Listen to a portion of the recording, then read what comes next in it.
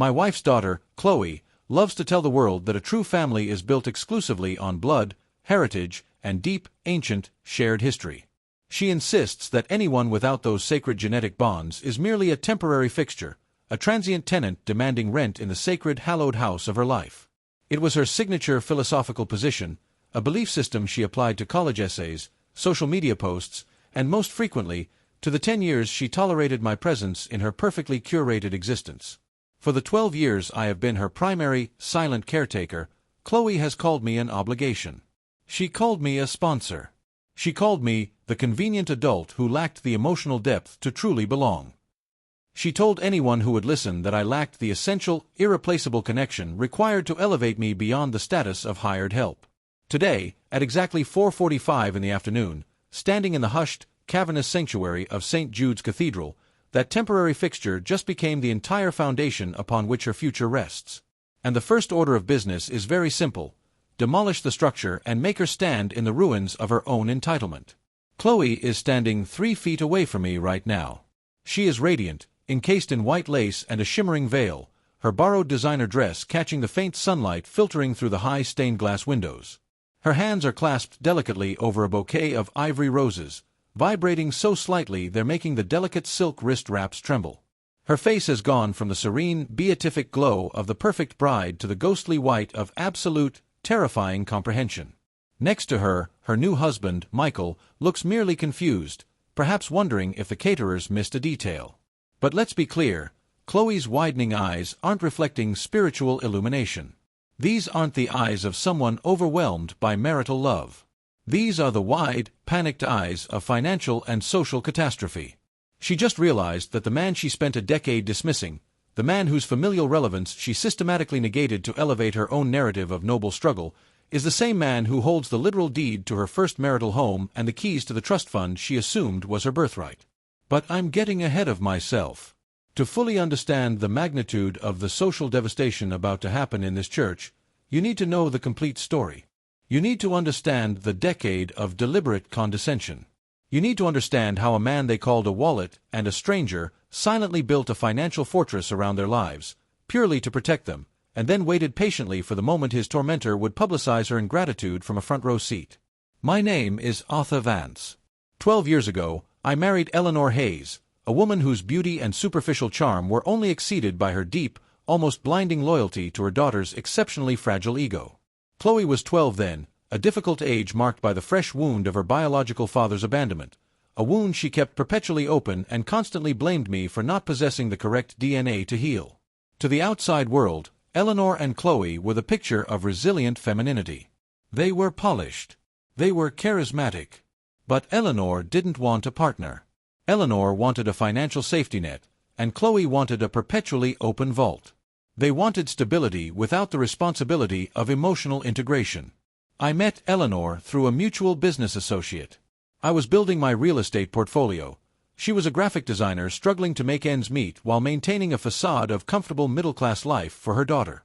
She was beautiful in that heartbreaking way that makes rational men believe they can solve another person's problems through sheer logistical competence. We started dating in the spring. We got married 18 months later. I thought I was marrying into a family. I didn't realize I was merely being hired as the silent, uncredited executive producer of their life story. The systematic marginalization started the week after the honeymoon. We were sitting in the kitchen of the new house I had just purchased, a large, sunlit Victorian near the coast. I was showing Chloe the blueprints for the new addition I was planning for her bedroom.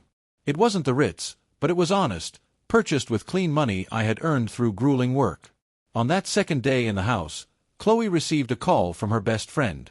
I was setting up the new desktop computer I'd purchased for her, rocking slightly in the chair, but I could hear her voice clearly. "No, it's not a stepdad," she said, her voice dropping to that conspiratorial teenage whisper designed to exclude all adults. "It's Mom's new landlord. He pays for everything, sure. But Dad is still Dad. This guy is just convenient. I won't let his presence affect my emotional trajectory."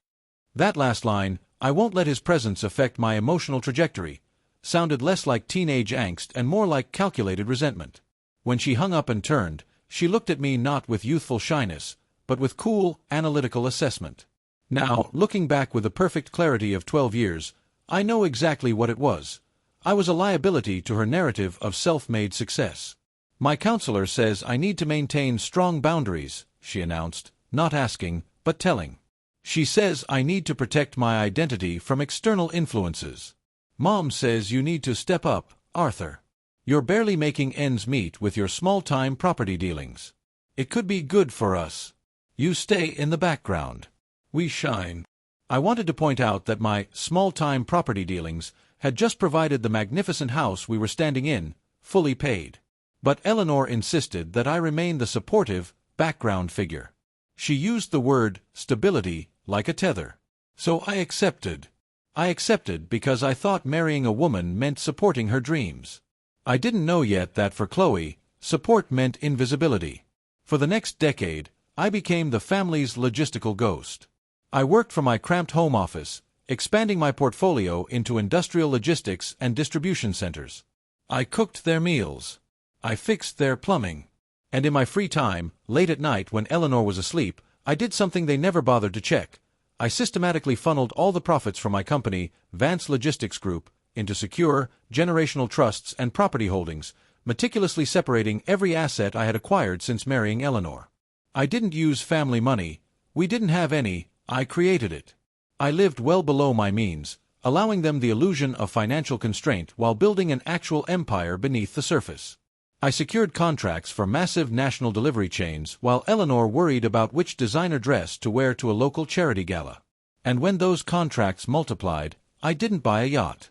I bought land. Real estate and passive income are the twin engines of generational wealth, and I was their patient, relentless engineer. In 7 years, my personal net worth quietly exceeded $30 million. By the 10th year, through a complex web of holdings and passive rental income, Vance Logistics Group and its subsidiaries were valued at over $300 million. And nobody knew. Chloe thought I was still just managing 4 apartment complexes in the suburbs. She thought I was stuck and safe. The turning point came 6 months ago. Chloe announced her engagement. She was practically vibrating with excitement. "We need the wedding here," Chloe announced. "St. Jude's is booked. We need the reception at the yacht club. And, Arthur, you're paying for everything. As the man of the house, it's your responsibility to provide the proper launch for my adult life." "I heard," I said calmly. "What are the terms, Chloe?" Chloe waved her manicured hand dismissively. "Terms? There are no terms. You provide the means. We provide the glory. Look at you, Arthur. You're holding us back from the life we deserve. I can give Michael and myself the world, but we need this wedding to set the stage." I nodded. I apologized for quantifying. And then I went to my study, locked the door, and made a single, crucial phone call to Gregory Holt, my general counsel. "Gregory," I said, "I need you to prepare 2 documents. Chloe wants a massive wedding, the deed to the Victorian house, and access to the Future Independence Trust Fund I established years ago." "What's the play, Arthur?" Gregory asked. "The trust is sitting at $4.2 million. That's a lot of leverage." "She wants the full, grand wedding," I said. "And she wants the money to claim her independence while simultaneously demanding I pay for it. I want to honor her desire for the truth. I want to honor her public definition of me. She is about to do something catastrophically stupid during her wedding toast, and I want to be the one holding the signed, notarized paperwork when she does." Over the next 3 months, I watched from the shadows as Chloe planned her colossal wedding. The final offer we made her was a trap wrapped in generational wealth. I told her I would agree to sign the final deeds and the transfer papers for the trust fund, $4.2 million in liquid assets, on the condition that she simply acknowledge my role as a primary provider and necessary family figure in a private signing ceremony. The document she signed was a confirmation of familial integration. It stated that in exchange for the lump sum, she acknowledged my essential contributions to her upbringing. Crucially, Gregory had included a clause: any deliberate, public denouncement of Arthur Vance as a familial figure would trigger an immediate, irrevocable breach of contract. Chloe signed it without reading the fine print. She wanted the $4 million. She was convinced my role was worth the price of a temporary lie on paper. Yesterday, the final seating plan arrived. My name was listed at table 12, with the designation, Arthur Vance, guest. Not father of the bride. Not stepfather. Guess. She is here now. The ceremony is over. We have moved to the small, elevated platform for the toasts. Michael gave a sentimental speech. And then Chloe, the perfect princess, took the microphone. Her toast was the final, defining insult. She thanked her mother, her future husband, and all the dear friends who helped us reach this glorious moment. She paused.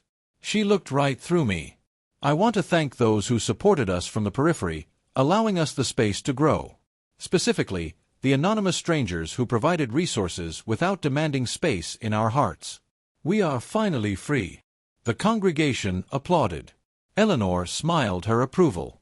I let the applause die down completely.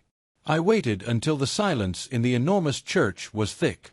Then, I stood up from my designated chair at table 12, adjusted my bespoke suit, picked up the small black folder I had placed beneath my seat, and walked deliberately toward the elevated platform.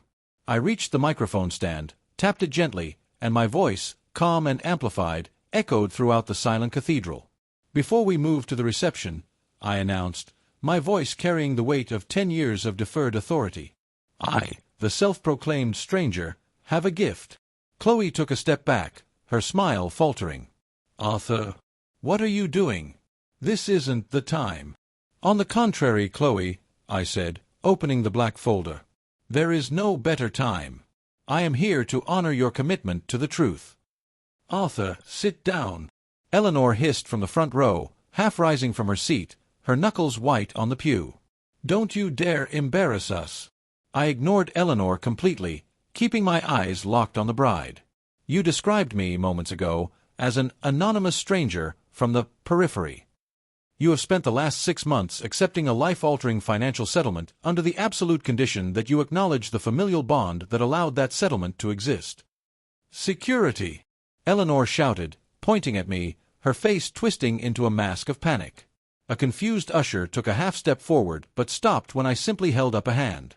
I wouldn't, I warned the usher, my voice dropping an octave, radiating the authority of a man who owned the logistics firm that delivered the church's supplies. This is a legal matter. I pulled the first document from the folder. This is the deed of gift for the Chloe Vance Irrevocable Trust, I announced. The principal sum is $4,200,000.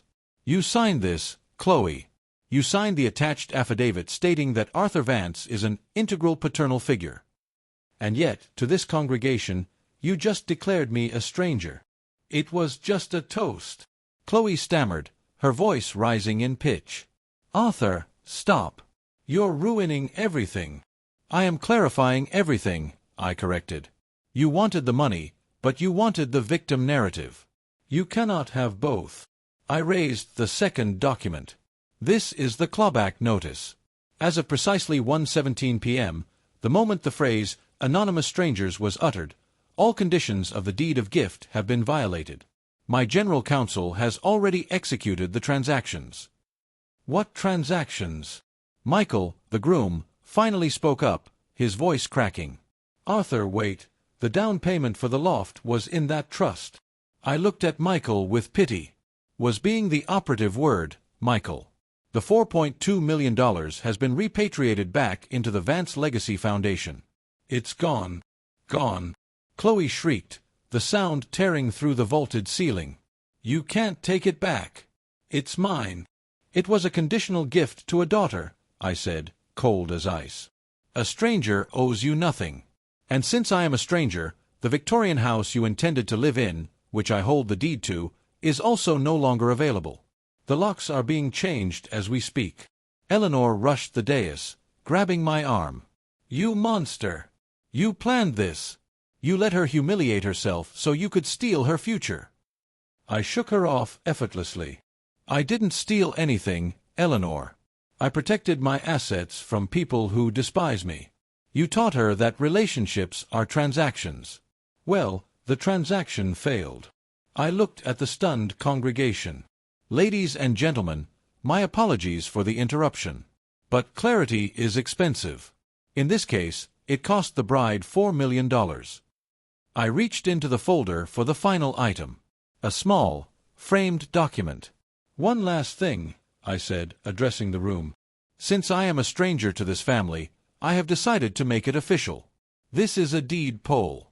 As of this afternoon, Arthur Vance no longer exists. My legal name is now Arthur Thorne."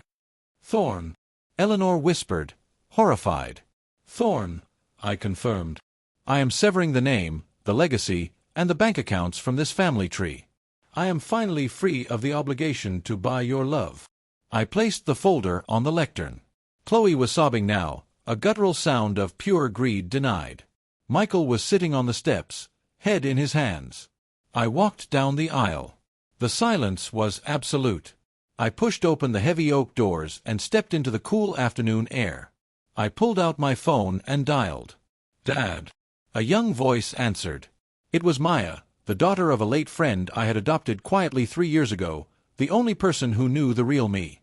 "Hey, Maya," I said, feeling lighter than I had in a decade. "I'm leaving the church. How about we go look at that puppy you wanted?" "Really? Now?" "Right now," I said, walking toward my car. "I have a lot of free time, and a lot of room in the house." I didn't look back at the cathedral. The Vance legacy was dead. The Thorne legacy was just beginning.